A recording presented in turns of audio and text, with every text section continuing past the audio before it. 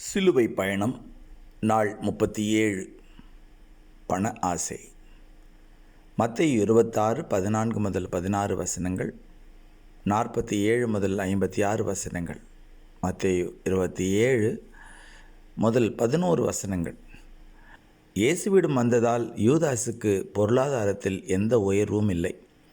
அவனுக்கு மட்டுமல்ல, அனைத்து சீடர்களுக்கும். மற்ற சீடர்களுக்கு அவை இல்லாமல் இயேசுவை பின்தொடர முடிந்தது. ஆனால் யூதாசுக்கு முடியவில்லை. ஊழியத்திற்கு வந்த பின்பு பொருளாதார உயர்வுக்கு ஆசைப்படும் எவனிடமும் இயேசுவை விற்கும் பழக்கம் ஏதோ ஒரு வகையில் உருவாகிவிடும். ஜாக்கிரதை. பணம் சீடர்களில் ஒருவனையே விழுங்கியிருக்க நாம் எவ்வளவு ஜாக்கிரதையாய் இருக்க வேண்டும். பண ஆசையில் சிக்கின யூதாசும் சரி, அனனியா சப்பிராலும் சரி, இரு சம்பவங்களிலும் மரணம் உடனடியாக சந்திக்கிறது. வேறு எந்த பாவத்திற்கும் உடனடி மரணம் நாம் பார்க்கவில்லை.